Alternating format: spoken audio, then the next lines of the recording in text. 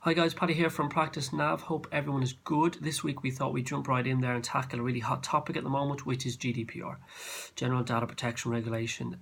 25th of May, that's the big date. And look, time is ticking by and I think we all need to start thinking about and preparing for it a little bit more. One of the key piece of terminology is data controller. So that's the person determines the purpose and means of processing of personal data. So in a lot of our organisations, 1 or 2 practitioner clinics, that's going to be yourself as a lead practitioner. Potential penalties, 4% of your annual turnover, that would be a big hit, or up to 20 million.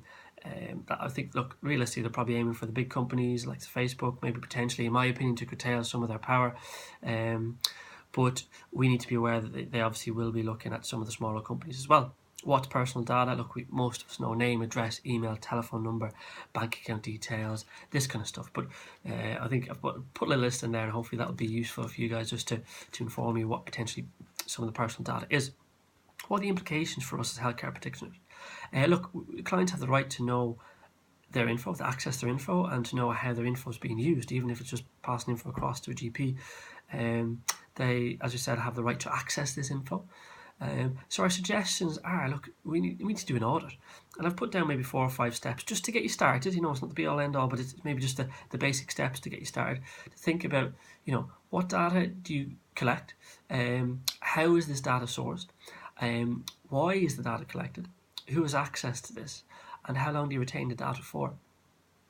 And these are some of the key things that will help to guide you through the initial stages of and potentially auditing how you actually do it. So look, if some guys have paper files and maybe not actually looking for that informed consent, which is separate from other consent, and they're leaving, you know, open file cabinets, these are things we shouldn't be doing anyway, but you know, these will potentially have big implications for you guys further down the line. So what are the key take homes? Look, we're going to do a live and there's a bit more information on the blog. I don't want to keep it too long, but key take homes, 25th of May, that's a big date, so it's really important that you have a designated person who will be taking the lead on this, more than likely yourself, as a lead practitioner. You need to have informed consent from every client. That is the absolute most important thing from all of this. If there is a data breach, you need to inform the governing body, for example, the ICO in the UK, within 72 hours of that. So there, just look, 2 or 3. There's a world of information out there, and look, we don't pretend to be experts in this area. What I'm trying to do is demystify a little bit.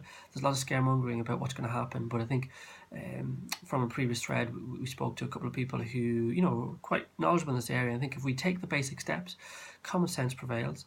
And I do know that some of the governing bodies, the ICO, has great information out there. So if you look at the link at the end of the blog, I know CRPR are working really hard to try and improve the information pathway, and that will help us as healthcare practitioners. I think that some of that information is due around mid-April, but even if you start to think about the basic steps and things that you can start to do before that 25th of May, we'll follow up with a blog later in about a month or 6 weeks. Just as we get information, we'll try and pass that information on to you guys.